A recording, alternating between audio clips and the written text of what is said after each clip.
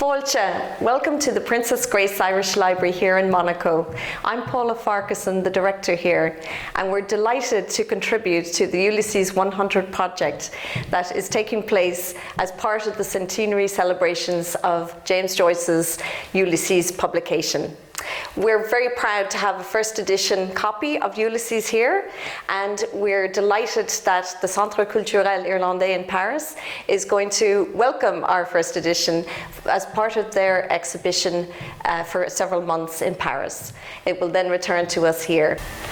I'm delighted as well to welcome actors from the Monaco-Ireland Art Society to do a reading from Sylvia Beach's autobiographical account of the run-up to publication of Ulysses. In 1919, Sylvia Beach opened an English bookshop in Paris, and Shakespeare and Company soon was patronised by well-known writers from the Anglophone community.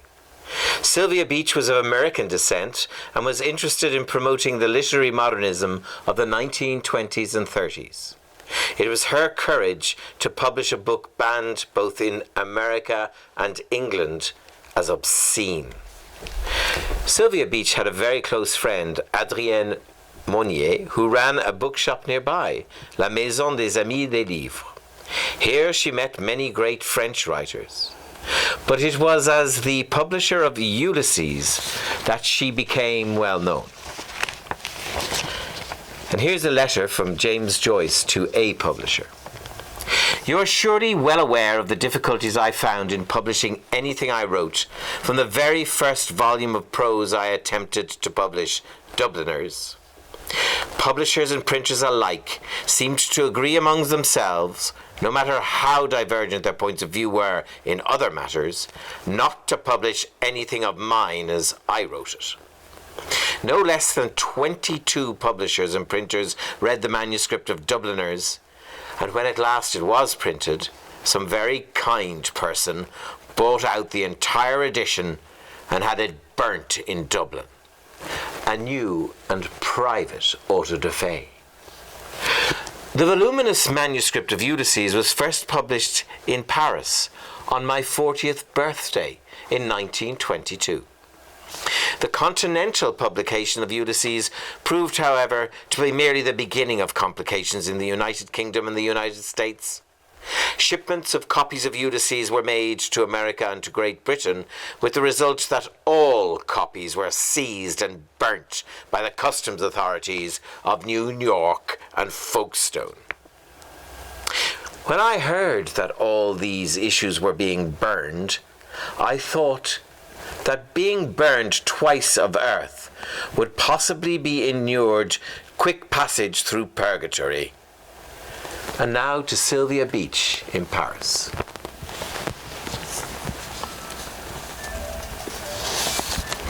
It was in the summer of 1920, when my bookshop, Shakespeare and Company, was in its first year, that I met Joyce.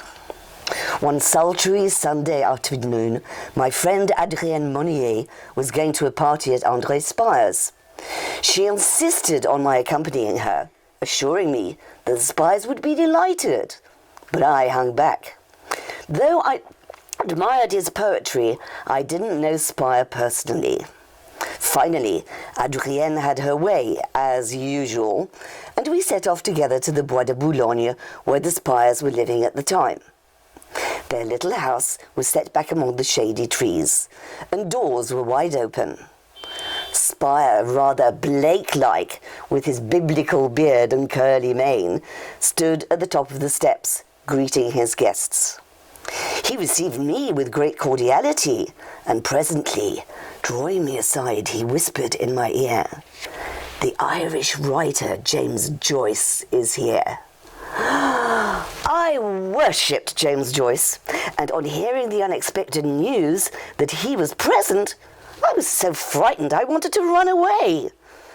But Spire told me it was the Pounds who had brought the Joyces. We could see Ezra through the open door. I knew the Pounds, so I went in.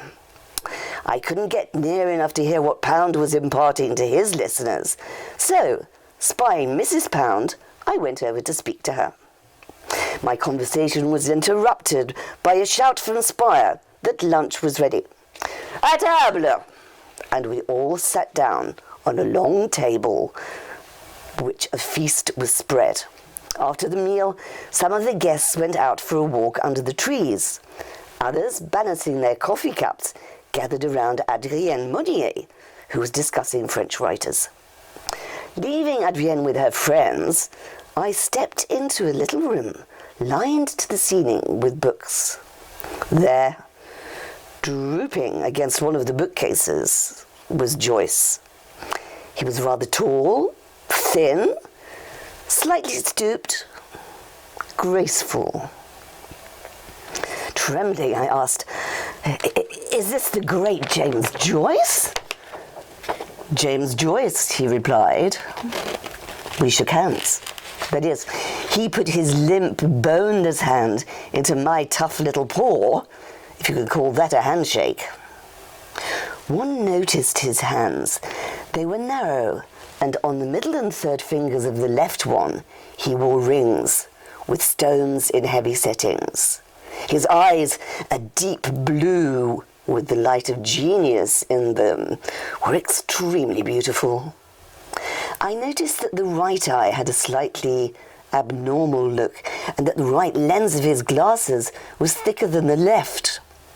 His hair, thick, sandy-coloured, wavy, was brushed back from a high-lined forehead over his tall head.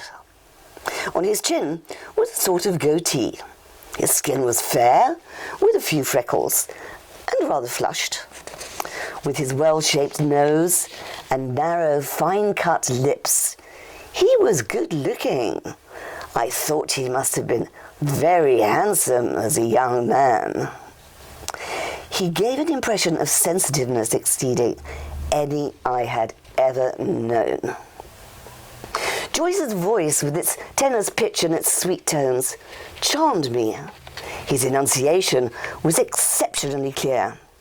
His English resembled that spoken on the stage, rather than the careless speech of the English today. A consequence, perhaps, of teaching foreigners for so many years to speak English correctly. One felt also that he was rather more attentive to language than most people, and perhaps loved it more. "What do you do?" Joyce inquired. I told him about Shakespeare and Company. The name seemed to amuse him, and a charming smile came to his lips.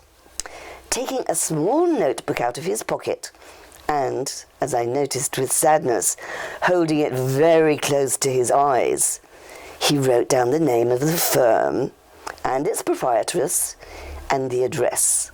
He said he would come to see me. Joyce's manners were extremely courteous, and he was so simple and unassuming that instead of being overcome in the presence of a writer who was undoubtedly the greatest of his time, I felt quite at ease with him. It was always that way. Ever conscious though I was of his genius, I knew no one so easy to talk to. Now the guests were leaving, and Adrienne was looking for me to say goodbye to the Spires. I thanked Spire for his hospitality. He said he hoped I hadn't been bored. Bored? I had met James Joyce! The very next day, Joyce came walking up my steep little street. He was wearing a dark blue serge suit, a black felt hat on the back of his head, and on his feet tennis shoes that had no doubt once been white. Joyce was always a bit shabby, but his bearing was so graceful and his manner so distinguished that one scarcely noticed what he had on. He was twirling a cane, and when he saw me looking at it, he told me that it was an ash plant stick from Ireland. He stepped into my bookshop, peered closely at the photographs, and having looked attentively at the decor, he sat down in the uncomfortable little armchair beside my table.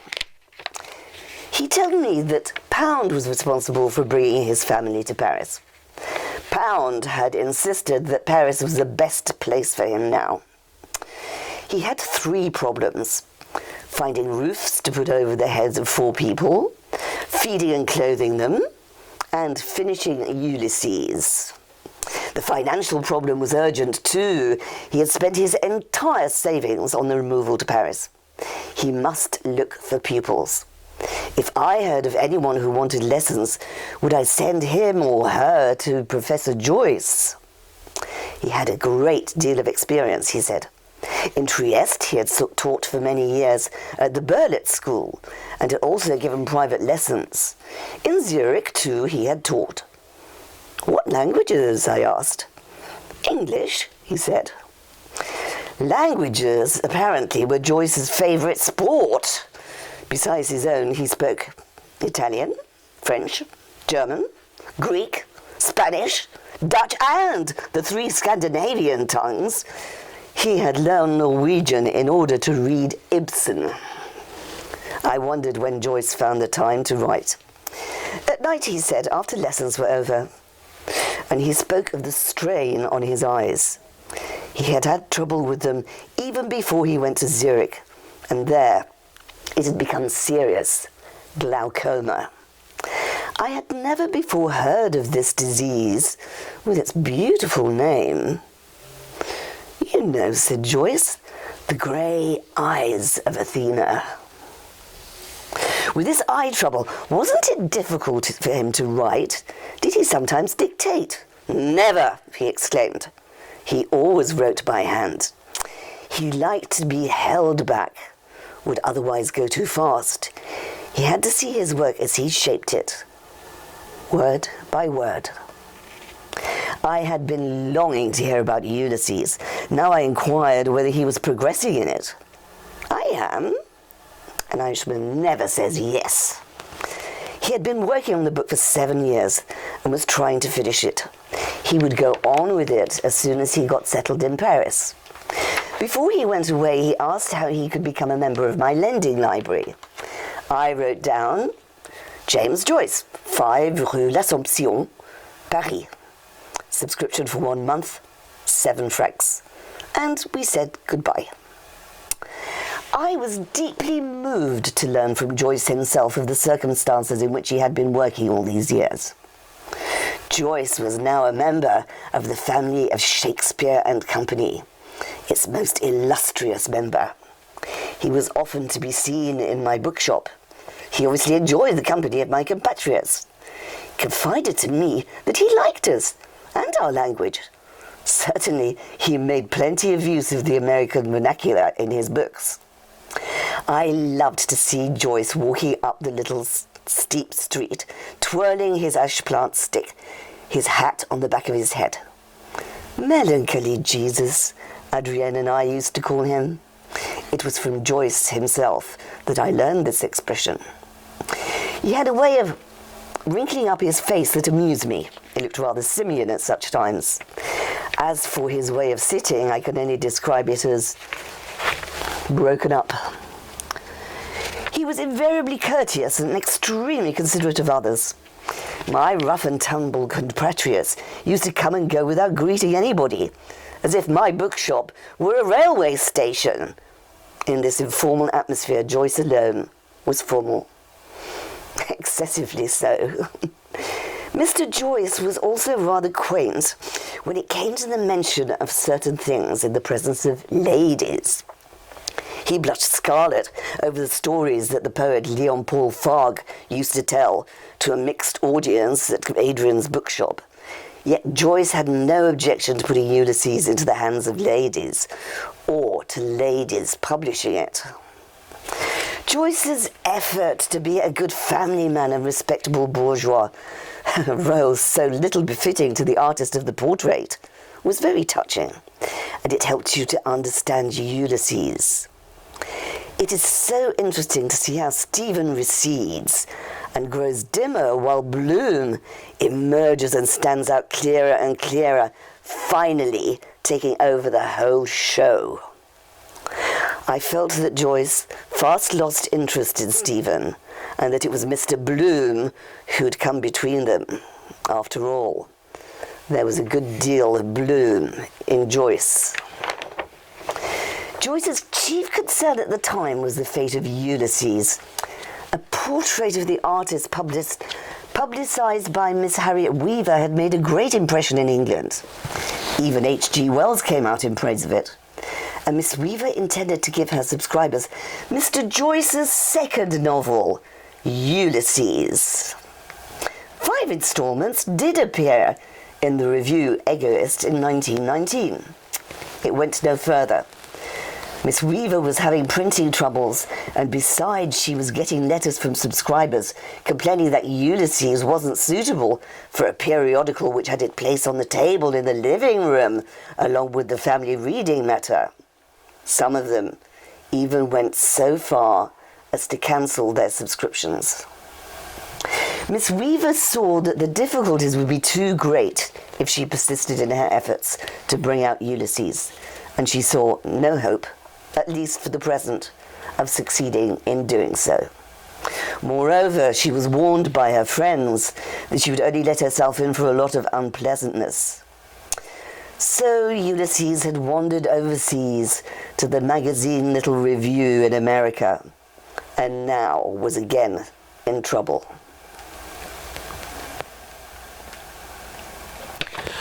A big fight was going on between the Little Review and the American authorities.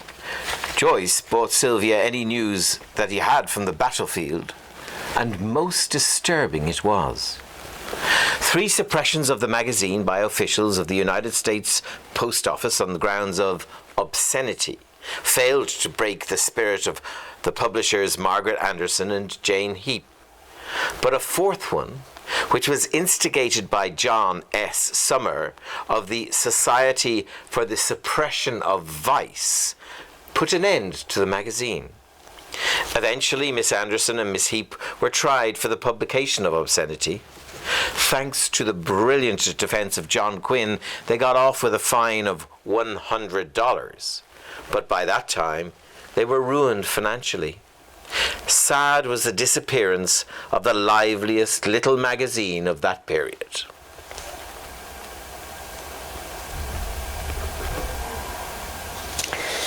Joyce came to announce the news. It was a heavy blow to him, and I felt too that his pride was hurt. In a tone of complete discouragement, he said, "My book will never come out now." Ulysses did indeed seem to be in quite a fix. All hope of publication, in the English-speaking countries at least, for a long time to come, was gone. And here, in my little bookshop, sat James Joyce, sighing deeply. It occurred to me that something might be done, and I asked, "Would you let Shakespeare and Company have the honour of bringing out your Ulysses?" He accepted my offer immediately and joyfully. I thought it rash of him to entrust his great Ulysses to such a funny little publisher, but he seemed delighted, and so was I. We parted, both of us, I think, very much moved. He was to come back next day to hear what Adrienne Monnier, Shakespeare and Company's advisor, as Joyce called her, thought of my plan. I always consulted her before taking an important step. She was such a wise counsellor, and she was, besides, a sort of partner in the firm. Adrienne thoroughly approved of my idea. She had heard a great deal about Joyce from me, and I had no trouble convincing her of the importance of rescuing Ulysses.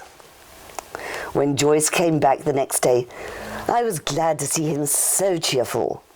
As for me, imagine how happy I was to find myself suddenly the publisher of the work I admired above all. Undeterred by lack of capital, experience, and all the other requisites of a publisher, I went right ahead with Ulysses.